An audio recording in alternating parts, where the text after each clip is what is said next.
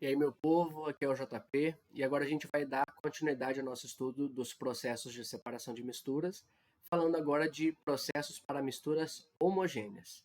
Como já falamos nos vídeos anteriores, a primeira coisa que a gente precisa saber para saber qual processo escolher é que tipo de mistura eu tenho, se é homogêneo ou heterogêneo.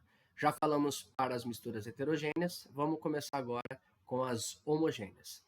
Lembrando que uma mistura homogênea é aquela que apresenta apenas uma fase. Então eu tenho vários componentes, mas vejo apenas uma coisa só, ok? Bom, o processo mais famoso das misturas homogêneas é a destilação simples, tá? Muito cuidado porque a gente vai falar de destilação aqui, porque a gente tem dois tipos de destilação, ok? Que são os mais comuns, mas temos diferenças entre esses processos, então ficar atento a isso. Começando aí pela destilação simples. O que é destilação? Destilação nada mais é do que uma vaporização seguida da condensação. Então eu vou pegar a minha mistura, que nesse caso aqui é uma mistura de um sólido mais um líquido, e aí eu vou vaporizar o meu líquido, ou seja, ele vai passar para o estado gasoso, e em seguida eu condenso ele, então ele volta a ser líquido, ok? Uma dica para você guardar aqui, que a destilação simples tem sólido, aqui ó, o S da palavra simples, S de sólido, tá? Então toda vez que eu tiver dois componentes, sólido e líquido, formando uma mistura homogênea, eu posso fazer uma destilação simples.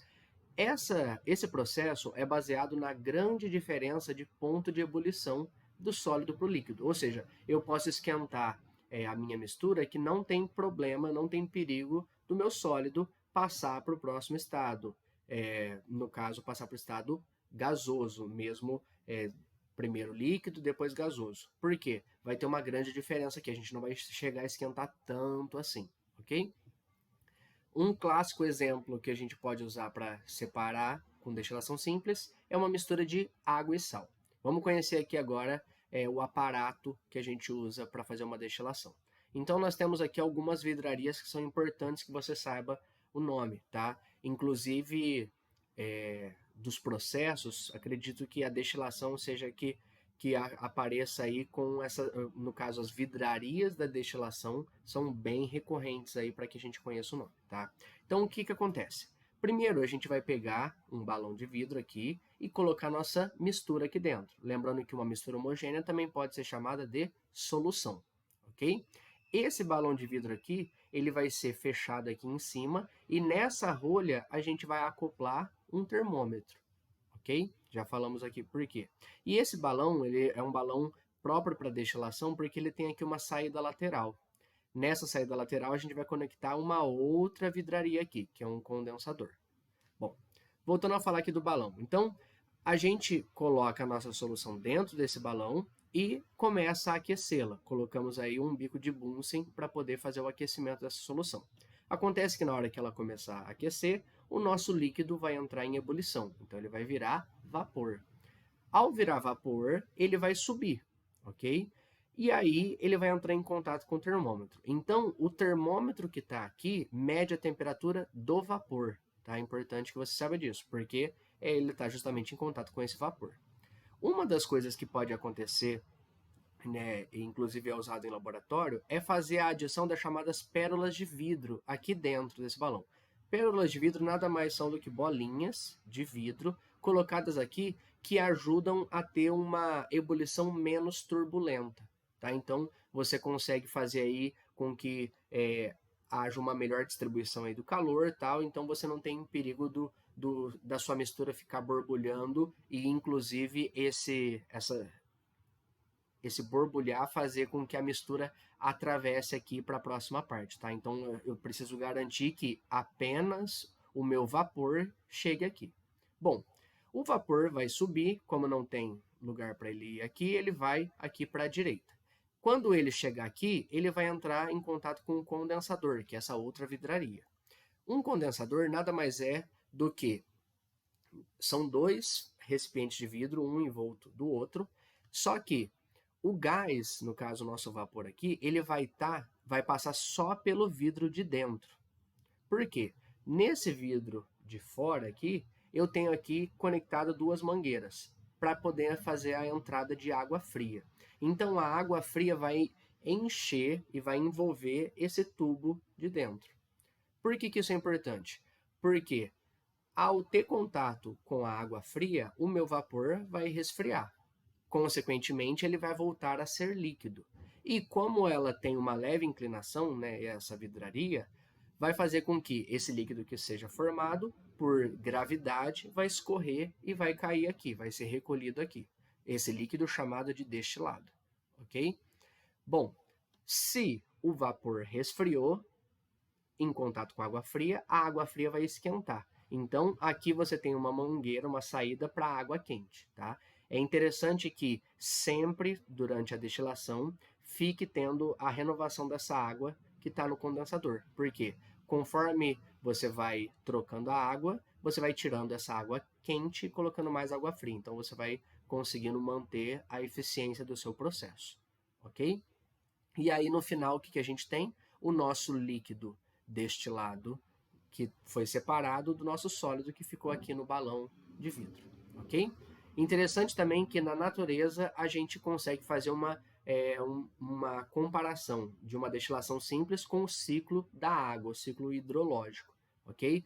Porque se a gente pensar aí na água do mar, misturar água e sal, essa água vai evaporar e aí vai subir.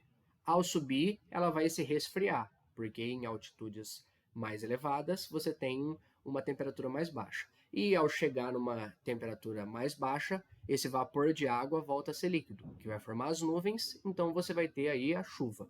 Perceba que é exatamente a sequência da nossa destilação simples, ok?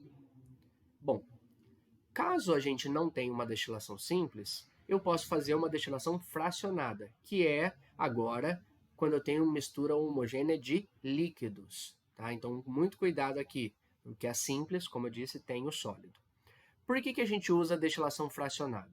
Na verdade, o princípio da destilação é o mesmo, vai utilizar a diferença dos pontos de ebulição. Só que na destilação fracionada, os pontos de ebulição são muito mais próximos, então você tem que ter muito mais cuidado ao fazer essa separação. Por exemplo, quando a gente quer separar a água do álcool, que tem pontos de ebulição muito próximos, como que a gente vai fazer? Primeiro, nesse processo, a gente vai conseguir retirar sempre a substância mais volátil primeiro. No caso, a substância mais volátil é aquela que tem menor ponto de ebulição, ou seja, aquela que vai ferver primeiro. Nesse caso da água e do álcool, sai o álcool primeiro. Bom, o aparato é muito semelhante. Perceba que eu tenho aqui um balão de destilação, ok? Temos aqui nosso termômetro, temos aqui o nosso condensador para poder recolher aqui o líquido. Só que, para poder fazer isso, você tem que colocar também uma chamada coluna de fracionamento. Por quê? Essa coluna de fracionamento é como se fosse um caminho de obstáculos. Ao ferver a minha mistura, o álcool vai ferver primeiro, só que ele vai poder arrastar gotículas de água junto. Então, o que você precisa fazer? Com que, passando por esse caminho de obstáculos, a água não tem energia suficiente para atravessar todo esse caminho. Então, ela vai voltar, vai se condensar antes de chegar no final da coluna, né, da torre de fracionamento. E aí ela vai escorrer. O álcool, por outro lado, vai ter energia suficiente para continuar gasoso, então ele vai conseguir atravessar toda a coluna de fracionamento e ser condensado aqui para poder ser recolhido aqui embaixo, tá? Perceba que aqui a diferença do outro processo, eu não estou utilizando um bico de Bunsen para aquecer, eu estou utilizando uma manta térmica, tá? Porque não dá para colocar uma mistura que tem álcool, que pega fogo, diretamente na chama, ok? Então a gente faz um aquecimento aqui um pouquinho diferenciado. Bom, além disso, essa destilação fracionada é muito utilizada no fracionamento do petróleo, tá? Então, se a gente quer utilizar um exemplo clássico de destilação fracionada, pensa em petróleo. Uma refinaria de petróleo vai fazer o quê? Ela vai pegar o óleo bruto, o petróleo bruto que foi recolhido, e esse petróleo vai ser destilado. Então, você vai conseguir separar as várias frações. E aí, no caso do petróleo, na torre de fracionamento, as frações menores vão sair mais para cima na torre. Então, você tem frações menores que são frações gasosas, depois frações líquidas, e por fim aí você tem resíduos sólidos nas partes mais baixas da coluna de fracionamento, no caso do petróleo, ok? Bom, além do processo de destilação, temos mais alguns aqui para a gente poder fechar, que são um pouco menos comuns, mas podem aparecer aí nos nossos exercícios. Primeiro deles, fusão fracionada. Então, fusão é o processo da passagem de sólido para líquido, como a gente já estudou. Fracionada porque apenas uma parte vai fazer essa passagem. Então, quando eu tenho, por exemplo, dois sólidos, eu posso utilizar a diferença de ponto de fusão deles para poder fazer esse processo. Exemplo, se eu tenho uma mistura aí de ferro e chumbo, lembrando que toda liga metálica é homogênea, tá? Então, eu posso utilizar uma fusão fracionada para separar ligas metálicas, ok? No caso, o ponto de fusão do ferro é 1536 graus Celsius e do chumbo 327 graus Celsius. Perceba que são pontos bem diferentes, então dá para fazer tranquilamente, porque na hora que eu aquecer essa liga metálica, o chumbo vai derreter, mas o ferro não. Então aí eu consigo separar esses dois metais, ok? A única coisa para a gente tomar cuidado é que misturas eutéticas não funcionam aí com fusão fracionada, tá? Mas, de modo geral, a gente consegue aplicar bem esse processo sim. Outro processo é a evaporação. Perceba que ele seria semelhante à destilação simples, mas qual que é a diferença fundamental da destilação simples para a evaporação? É que na destilação simples, você tem no final tanto o líquido destilado quanto o seu sólido. Na evaporação, você despreza o líquido, porque o seu interesse é apenas o sólido, tá? Um exemplo disso é a chamada obtenção de sal a partir das salinas. Então você tem uma mistura de água e sal, só que lá você não está interessado em recuperar essa água, a chamada água destilada, né? Que se fosse lá no processo de destilação simples. Aqui não. Aqui você despreza essa água porque o nosso interesse é apenas em obter sal. Também um outro processo é a chamada liquefação fracionada. Liquefação é fazer a passagem para o estado líquido. Fracionada porque eu vou fazer apenas uma parte. Então a gente utiliza aí para misturas gasosas, que como a gente também já viu, misturas de gases são sempre homogêneas. Como que eu faço? Primeiro eu pego essa mistura gasosa, resfrio todos os gases, faço a liquefação deles, então faço todos eles voltarem a serem líquidos, e em seguida eu faço a destilação fracionada desses líquidos. Um exemplo da aplicação da liquefação fracionada é quando eu quero obter, por exemplo, os componentes do ar atmosférico. Basicamente, nosso ar tem nitrogênio, oxigênio, gás carbônico, argônio, né, e outros gases em menores quantidades. Mas eu consigo obter principalmente nitrogênio, oxigênio e argônio por esse processo aí de liquefação fracionada. Resfriamos todo o ar, perceba que tem uma dificuldade técnica nisso, mas a gente depois consegue fazer a destilação, né, em temperaturas baixas e aí faz o mesmo processo. Sempre o mais volátil, ou seja, quem tem o menor ponto de ebulição, acaba sendo recolhido primeiro, ok? Bom, a gente fecha aqui a primeira parte dos nossos componentes de misturas homogêneas. Seguimos daqui a pouco com outro processo também bem interessante dentro da separação de misturas. Até logo mais.